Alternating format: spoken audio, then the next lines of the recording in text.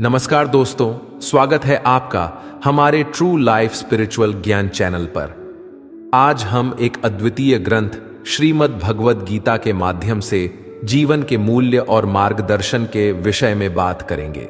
भगवद गीता, जिसमें भगवान कृष्ण ने अर्जुन को धर्म, कर्तव्य और जीवन के मूल्यों का उपदेश दिया है, हमें एक नए दृष्टिकोण से जीने का मार्ग दिखाती है। इस ग्रंथ से हम सीखते हैं कि जीवन की हर परिस्थिति को कैसे स्वीकार करें और आगे बढ़े। भगवद गीता का संदेश है कि हमें अपने कर्तव्यों का पालन करना चाहिए और असफलता को नई शुरुआत मानना चाहिए। इस ग्रंथ से हम जीवन में साहस और संतुलन का मूल्य समझते हैं, जो हमें सफल और सुखी जीवन की दिशा में आगे बढ़ने में मदद करता है। आज हम आपको भगवान श्री कृष्ण की बड़ी ही अद्भुत कहानी सुनाने जा रहे हैं। एक बार भगवान श्री कृष्ण पृथ्वी लोक पर भ्रमण के लिए निकले तो उन्होंने एक युवक को देखा। वह ईश्वर को दोष देता जा रहा था। वह अपने जीवन से निराश था, दुखी था। तब भगवान श्री कृष्ण बौद्ध भिक्षु का रूप धारण करके उस युवक को असली दुख के बारे में ज्ञान देते हैं। तो चलिए इस कहानी के माध्यम से समझते हैं कि असली दुख क्या होता है। अगर आप यह कथा सुन रहे हैं तो पूरा सुनिए। इस कथा को आधा अधूरा छोड़कर जाने की गलती मत करिएगा, क्योंकि इस पवित्र कथा को पूरा सुनने से मनचाहे फल की प्राप्ति होगी। इसलिए इस कथा को पूरा सुने, और अगर आप सच्चे कृष्ण भक्त हैं तो कान्हा का अनादर ना करें। सुख और दुख एक ही सिक्के के दो पहलू है। यह बात तो आपने सुनी ही होगी। सुख और दुख हमारे जीवन में लगातार आते ही रहते हैं, और हमें लगता है कि हमारे जीवन में हजारों दुख है, हजारों समस्याएं हैं। लेकिन अगर आप वास्तविक तौर पर देखें, अगर आप इस बात को अच्छी तरह से समझें, तो आप यह समझ पाएंगे कि हमारे जीवन में केवल एक ही दुख होता है। और वो दुख क्या है, वो हम इस कथा के माध्यम से जानेंगे। और उस दुख का निवारण, उस दुख का समाधान क्या है, वो भी हम इस कथा में ही जानेंगे। तो इस कथा के अंत तक जरूर बने रहिए। एक समय की बात है, एक गांव में एक व्यक्ति रहता था। उसका नाम सोनू था। वह बड़ा आलसी था और अपने जीवन से बहुत निराश था। और उसका कारण यह था कि उसने अब तक अपने जीवन में कुछ भी हासिल नहीं किया था। वह कुछ भी नहीं करता था। उसके घर वाले भी इस बात से बहुत परेशान रहते थे। वे चाहते थे कि वो बाहर जाकर कुछ अच्छा काम करे, कोई अच्छी नौकरी कर ले, लेकिन वह उनकी एक नहीं सुनता था। उसके घर वाले दूसरों का उदाहरण देकर उसे ताने मारते थे, उसे तरह तरह की बातें कहते थे, लेकिन उसे कोई फर्क नहीं पड़ता था। जबकि उसके सारे मित्र कामयाब हो चुके थे। कोई अच्छा व्यापार कर रहा था तो कोई अच्छी नौकरी कर रहा था, जिस कारण जब भी वे लोग मिलते तो वे लोग बढ़ चढ़कर अपनी बढ़ाई किया करते, लेकिन सोनू कुछ नहीं किया करता था। जिस कारण जब भी कोई उससे पूछता कि तुम क्या कर रहे हो, तो वह कुछ नहीं कह पाता।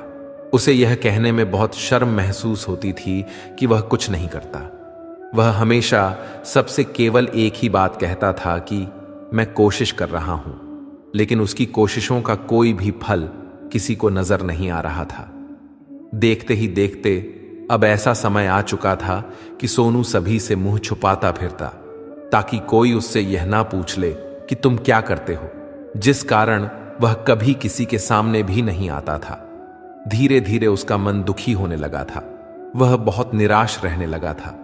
उसे अब ऐसा प्रतीत होता था मानो वह इस धरती पर बोझ है, जिस कारण वह अपने आप को बहुत अकेला महसूस करता, बहुत तन्हा महसूस करता। एक दिन तो उसके मन में यह भी विचार उत्पन्न होने लगे कि मेरे हाथों में कुछ नहीं है तो मैं क्या कर सकता हूं। अकेले बैठकर वह रोता रहा और भगवान को दोष देता रहता।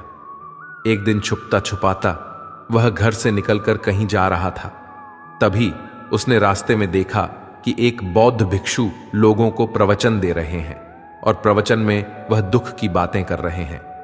सोनू कुछ देर के लिए अपना मुंह छुपाकर वहीं पर खड़ा हो गया, ताकि उसे कोई देख न ले, और चुपचाप वो उन बौद्ध भिक्षु की बातें सुन रहा था। बौद्ध भिक्षु सभी को प्रवचन में कह रहे थे कि दुख हमारा सबसे बड़ा साथी है। हमें दुख अपने जीवन के बारे में समझाता है और हमें सही से जीने का तरीका बताता है।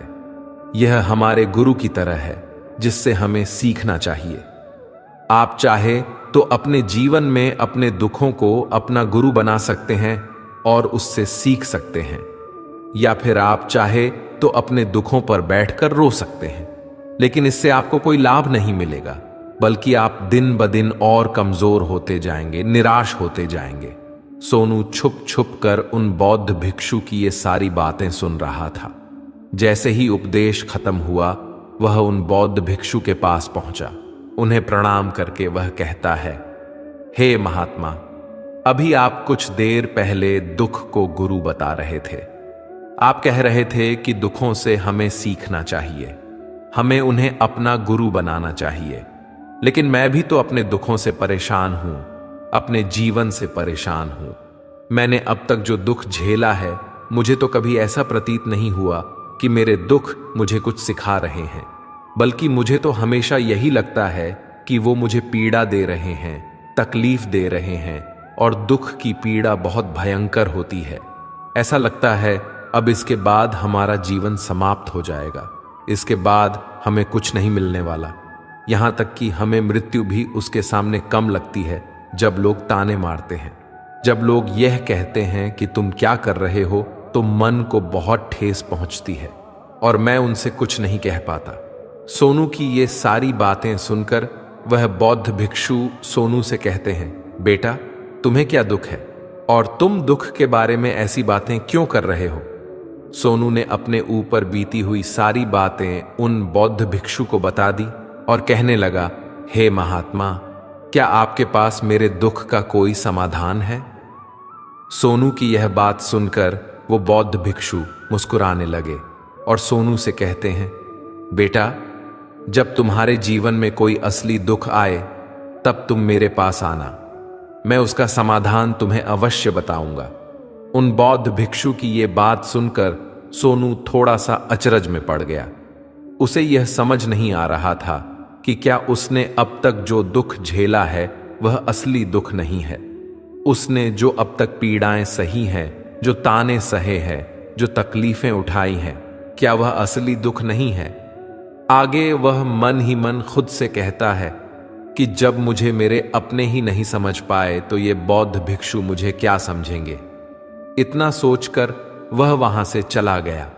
सभी लोगों के ताने सुन सुनकर सोनू बहुत थक चुका था, बहुत निराश हो चुका था, जिस कारण उसने निर्णय लिया कि वह अब कुछ करके दिखाएगा।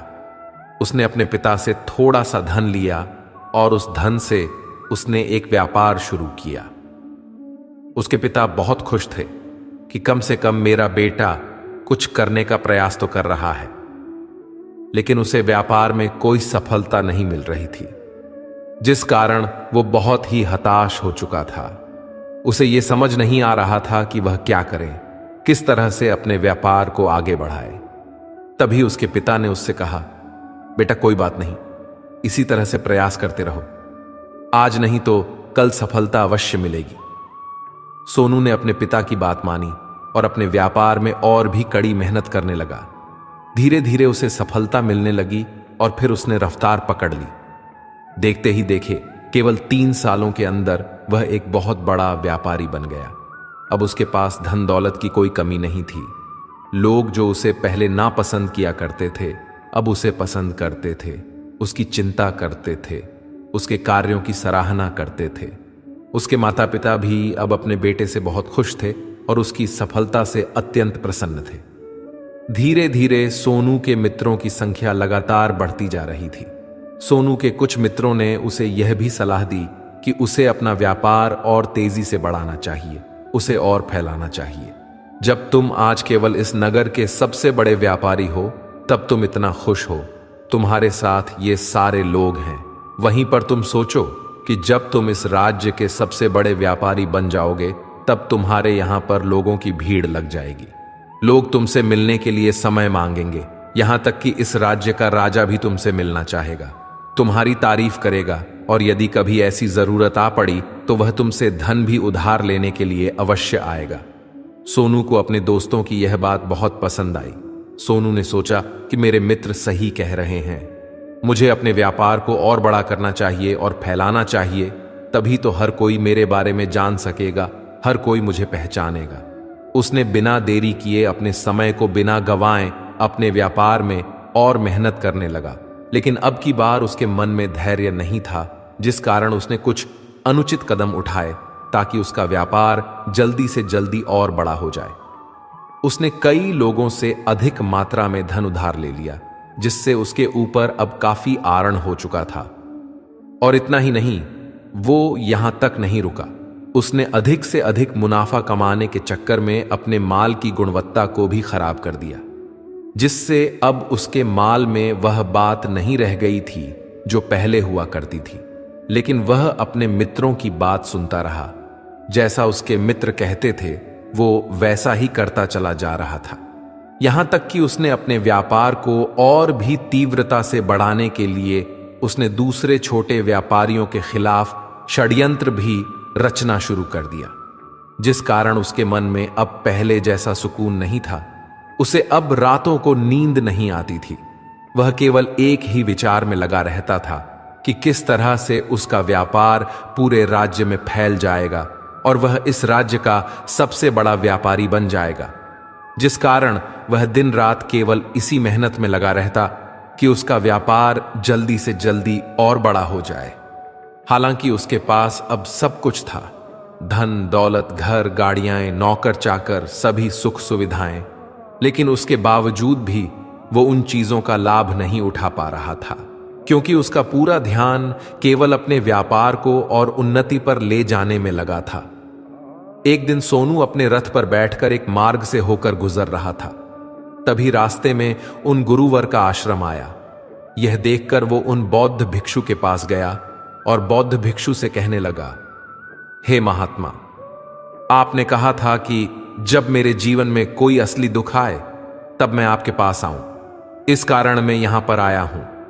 आज मैं बहुत दुखी हूं। मैं रातों को सो नहीं पाता।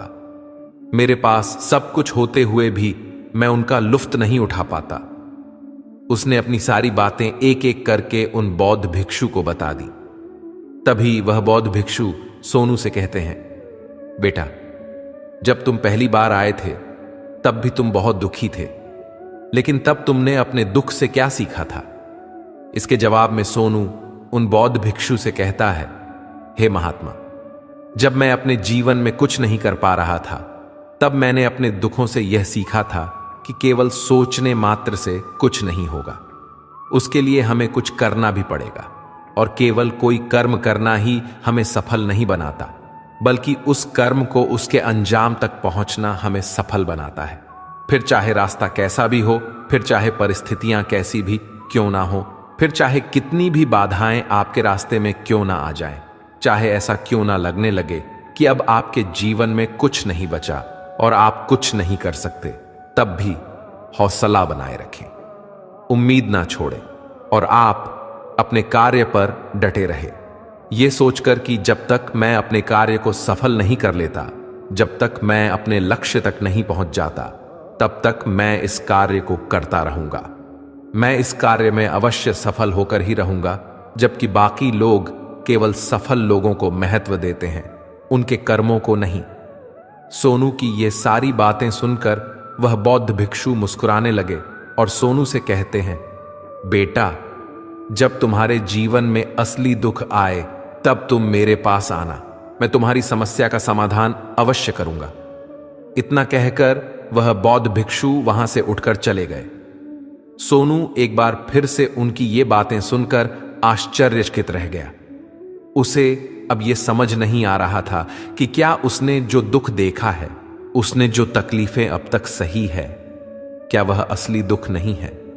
उसके मन में अब एक सवाल उत्पन्न होने लगा कि असली दुख क्या है और इसकी पहचान क्या है, और मुझे कैसे पता चलेगा कि किस समय में मैं असली दुख में हूं। लेकिन उसने कुछ नहीं कहा। वह यह सब सोच ही रहा था कि तभी वह बौद्ध भिक्षु सोनू के पास एक बड़ा सा घड़ा लेकर पहुंच जाते हैं। उस घड़े के अंदर सोने के सिक्के थे। उस घड़े को देते हुए वह बौद्ध भिक्षु सोनू से कहते हैं, बेटा, तुम इसे उस पेड़ के नीचे दबा दो, क्योंकि यह मेरे किसी काम का नहीं है। जब मुझे इसकी जरूरत पड़ेगी तब मैं वहां से खोदकर इसे निकाल लूंगा, लेकिन अभी के लिए इसे वहां पर मिट्टी के नीचे दबा दो। सोनू ने उस बौद्ध भिक्षु की बात मान ली और उस घड़े को पेड़ के नीचे जाकर मिट्टी में दबा दिया। इतना करके वह गुरुवर को प्रणाम करता है और वहां से वापस अपने घर की ओर लौट जाता है। धीरे धीरे समय बीतता गया। समय के साथ साथ सोनू व्यापार में और भी ज्यादा उन्नति कर चुका था, लेकिन माल की गुणवत्ता अच्छी न होने के कारण अब उसके व्यापार में घाटा होने लगा और धीरे धीरे ऐसा समय आया कि उसका व्यापार पूरी तरह से चौपट हो गया। अब उसके पास कुछ नहीं बचा था, बल्कि उसने जो कर्जे लिए थे वो कर्जे भी उसे चुकाने थे। लेकिन वह तो ये सोचकर निश्चिंत था कि उसने जो कुछ भी कर्जे लिए हैं वो कर्जे उसने अपने मित्रों से लिए हैं, जिस कारण वह उन्हें लौट आने में थोड़ी देर अवश्य कर सकता है। वह तो ये सोच रहा था कि उसके मित्र उसका बुरे समय पर साथ देंगे, लेकिन सबसे पहले उसके मित्र ही उससे अपना कर्ज वापस लौटाने की मांग करने लगे।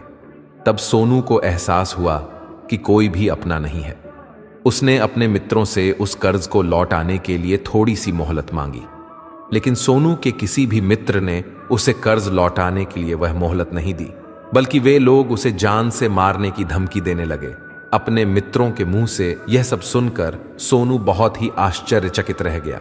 वह जो कुछ सोच रहा था सब कुछ उल्टा पड़ गया।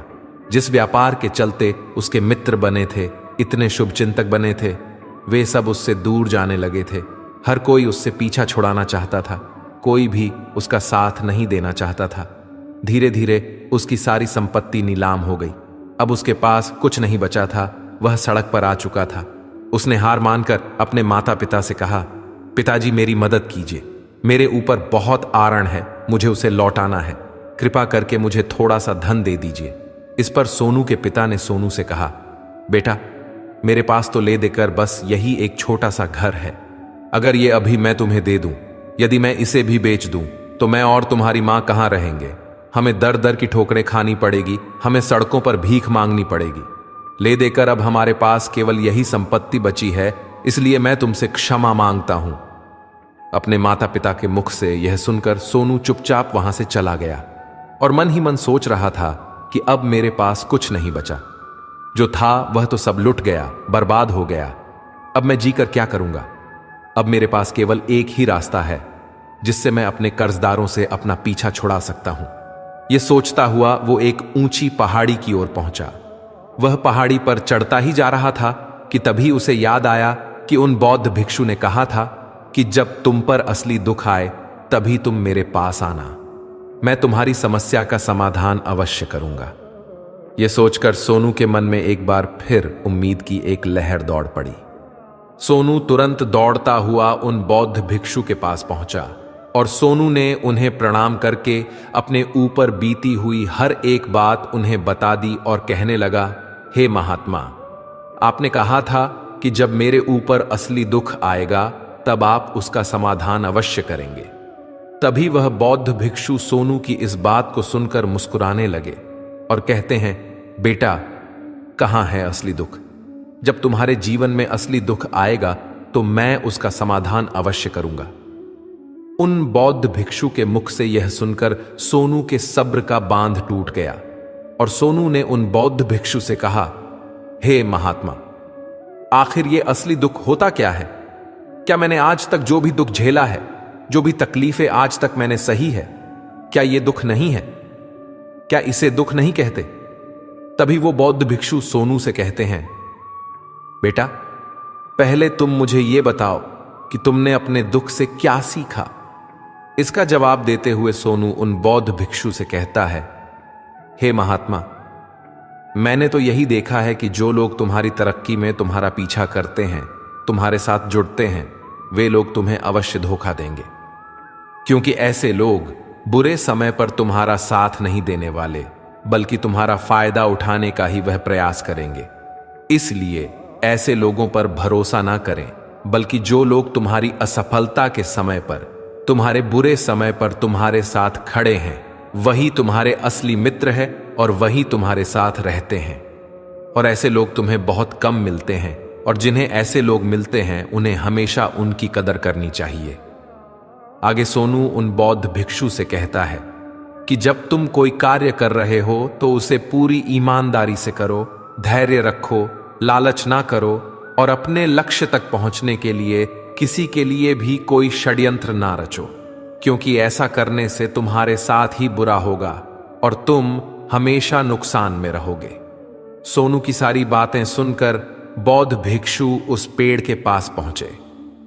उन्होंने गड्ढा खोदा और वह घड़ा निकालकर सोनू के हाथ में थमा दिया, जिसमें सोने के सिक्के भरे हुए थे। वह घड़ा सोनू के हाथ में थमाते हुए उन बौद्ध भिक्षु ने कहा, लो इसे पकड़ो, और जब तुम्हारे जीवन में असली दुख आए तब तुम मेरे पास आना, मैं उसका समाधान अवश्य करूंगा। सोनू अब भी बड़ी अचरज में था।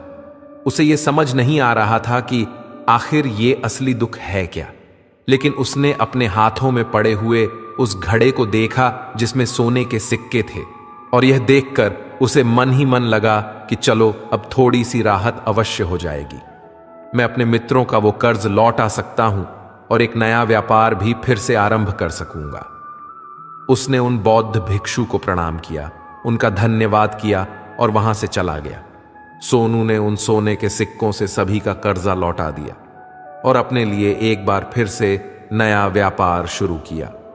व्यापार छोटा था, लेकिन अब की बार सोनू बहुत खुश था। उसने पूरी ईमानदारी, मेहनत और लगन के साथ अपने व्यापार पर काम किया और देखते ही देखते एक बार फिर से वो एक बड़ा व्यापारी बन गया।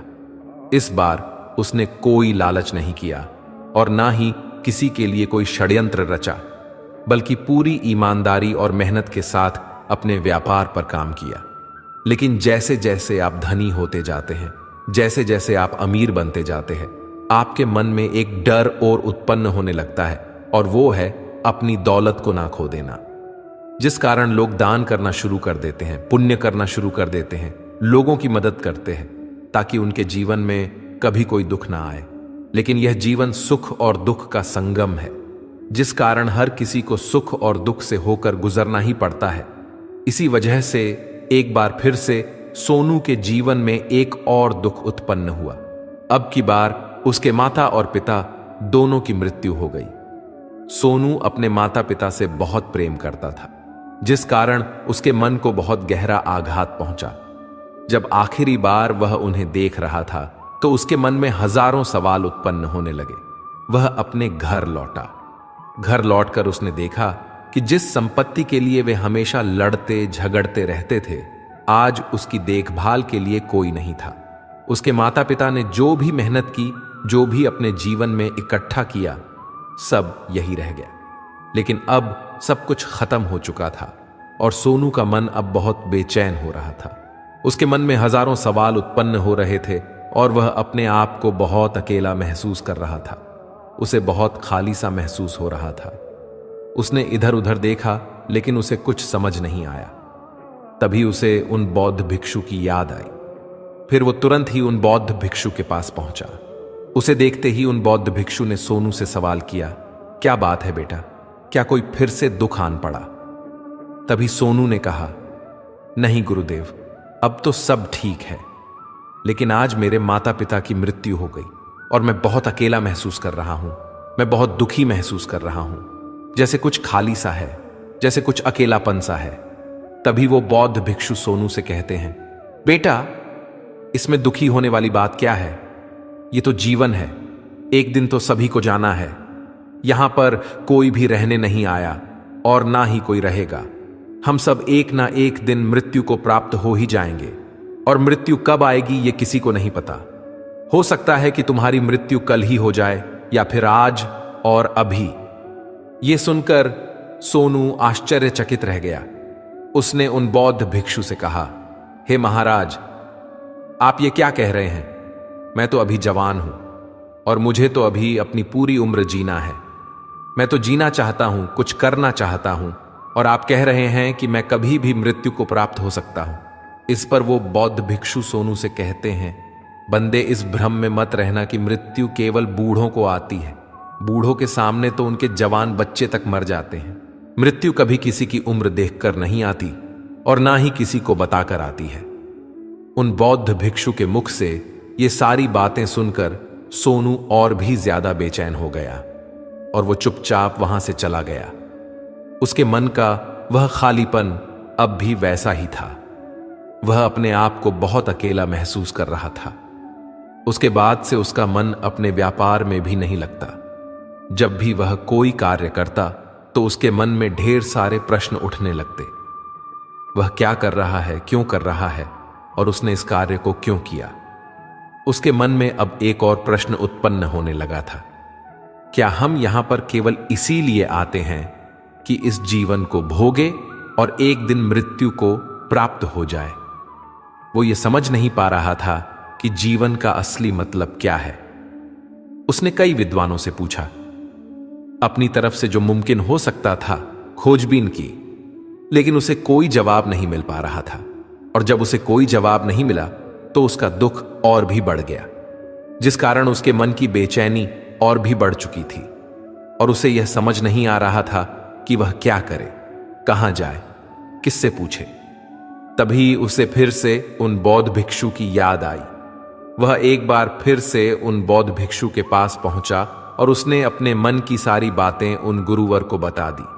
तभी वह बौद्ध भिक्षु मुस्कुराने लगे और सोनू से कहते हैं, बेटा, आज पहली बार तुम्हारे जीवन में असली दुख उत्पन्न हुआ है। वास्तव में तो यही है जिसे हम दुख कह सकते हैं, जो दुख कहलाने लायक है कि हमें पता ही नहीं हम क्या कर रहे हैं, कहां जा रहे हैं, क्यों जा रहे हैं, वो कौन है, क्या है, क्यों है, हम क्या करना चाहते हैं। तभी सोनू ने कहा, हे महात्मा, मेरे इस दुख का समाधान कीजिए, मुझे इस दुख का निवारण दीजिए। तभी वह बौद्ध भिक्षु सोनू से कहते हैं, हम सबके अंदर क्रोध, लालच, लोभ जैसी कई वासनाएं हमारे अंदर घर करके बैठ जाती है, जिस कारण हम अपने जीवन को टुकड़ों में जीते हैं और हमारी चेतना कभी एक नहीं हो पाती। हम कभी एक जगह सोच नहीं पाते, समझ नहीं पाते और हमारी ऊर्जा शक्ति भी पूरी तरह से छिन्न भिन्न हो जाती है। और आजकल के इस दौर में हमारे पास तो इतना भी समय नहीं कि हम एक पल भी निकाल करके एक पल के लिए मुड़कर अपने आप को देख सके, अपने आप को समझ सके। वास्तविकता में हर कोई यहां पर अपने जीवन भर केवल दुख दुख कह के चिल्लाता रहता है, उसका समाधान निकालने का हर मुमकिन प्रयास करता है, लेकिन जिसे हम दुख समझते हैं वह तो दुख है ही नहीं, तो इसका समाधान आपको कहां से मिलेगा। ये तो परिस्थितियां हैं जिसके कारण हम अपने आप को दुखी समझते हैं, अपने आप को तकलीफ में समझते हैं। जैसे ही हम एक परिस्थिति से निकलते हैं, हम किसी दूसरी परिस्थिति में फंस कर रह जाते हैं। जिस प्रकार हम पहली समस्या का सामना करते हैं, उसी प्रकार हम दूसरी समस्या का भी सामना करते रह जाते हैं। और जब हम इन परिस्थितियों से हार मान लेते हैं, जब हमें लगता है कि अब कोई रास्ता नहीं बचा, तब हमारे सामने हमें केवल एक ही रास्ता नजर आता है और वह है मृत्यु। लेकिन यह कोई समाधान नहीं है, यह कोई रास्ता नहीं है। इसलिए यदि आप सचमुच अपनी समस्याओं का समाधान चाहते हैं तो अपने आप को इकट्ठा करना सीखें, अपनी ऊर्जा को इस संसार में वापस कीजिए, उसे एक कर और अपने ऊपर ध्यान लगा। मृत्यु से पहले अपने आप को पहचानो, अपने आप को जानो, अपने आप को बिखरने मत दो। तभी सोनू उन बौद्ध भिक्षु से कहता है, हे महाराज, तो क्या हमें इस जीवन को नहीं जीना चाहिए? क्या हमें अपनी इच्छाओं को पूरा नहीं करना चाहिए? बौद्ध भिक्षु सोनू के सवाल का जवाब देते हुए कहते हैं कि हमें किसी से भी लगाव नहीं रखना चाहिए, हमें अपनी इच्छाओं को मार देना चाहिए, हमें संपत्ति इकट्ठा नहीं करनी चाहिए, क्योंकि हम मनुष्य की इच्छाएं, कामनाएं, वासनाएं ऐसी होती है जैसे मानो कि एक पर्वत से गिरता हुआ झरना जिस पर किसी का नियंत्रण नहीं है, सीबाए देखते रहने के और परेशान होने के। लेकिन जब तुम अपने ऊपर ध्यान देने लगते हो, तब तुम अपने आप को पहचान जाते हो, समझ जाते हो, तब तुम इस पर नियंत्रण पा सकते हो। तब इच्छाएं भी तुम्हारे बस में होती हैं और फिर तुम चाहो तो उन इच्छाओं की पूर्ति भी अवश्य कर सकते हो। गुरुदेव की ये सारी बातें सुनकर सोनू ने गुरुदेव से कहा, हे महाराज, आपका बहुत बहुत धन्यवाद। आपने मेरी सबसे बड़ी समस्या का समाधान आज कर दिया है। मैं आज से अपने आप को एकत्रित करूंगा। गुरुदेव, मानव शरीर में बहुत ऊर्जा है, बहुत शक्ति है, पर वह बेकार के कामों में लग जाती है, जिस कारण हमारा जीवन भी बेकार की चीजों में लगा रहता है। लेकिन हम कभी भी इस पर अपना ध्यान नहीं देते। हम कभी भी अपनी ऊर्जा को केंद्रित नहीं करते, अपने ऊपर कभी ध्यान नहीं देते। हमारा जीवन भी कुछ ऐसा ही है। हम अपने जीवन में हमेशा अपने आप से, ऊपर वाले से सवाल करते रहते हैं कि हमारे जीवन में इतना दुख क्यों है। हम सभी के मन में यह सवाल तो अवश्य ही उठता है, और इसका जवाब है कि वह ईश्वर यह चाहता है कि हम अपने जीवन के अंतिम दुख तक पहुंच सके, उस गहराई तक पहुंच सके जहां पर हमें यह पता चल सके कि हमने अभी तक अपने आप को नहीं जाना, अपने आप को नहीं पहचाना। मानव शरीर के अंदर जो ऊर्जा है, जो शक्ति है, उसके बारे में हम अभी तक नहीं जानते। हम अपने आप को चाहे तो एकत्रित कर सकते हैं, अपने आप पर नियंत्रण पा सकते हैं, लेकिन हम अपनी इस ऊर्जा का व्यर्थ उपयोग करते रहते हैं, व्यर्थ की चीजों में लगा देते हैं, जिस कारण हम अपने आप को कभी नहीं पहचान पाते और ना ही कभी अपने आप पर नियंत्रण पा सकते हैं। लेकिन यदि आप अपने आप को जानना चाहते हैं, अपने आप को पहचानना चाहते हैं, तो पहले आपको खुद को एकत्रित करना होगा, अर्थात ध्यान लगाना होगा। ध्यान से ही आप अपने दुखों की, उन समस्याओं का समाधान निकाल सकते हैं, और तभी आप अपने आप को पहचान सकते हैं, जान सकते हैं, और अपने जीवन के हर दुखों का समाधान भी कर सकते हैं। मित्रों, इस वीडियो में बस इतना ही। उम्मीद है आपको यह वीडियो अच्छी लगी होगी। अगर आप इस अनमोल ग्रंथ से जुड़े रहना चाहते हैं तो हमारे चैनल को सब्सक्राइब करें और बेल आइकन दबाएं, ताकि आप हमारी नई वीडियोस को मिस न करें। मिलते हैं अगले वीडियो में, तब तक के लिए अपना ख्याल रखिएगा। धन्यवाद। जय श्री कृष्ण।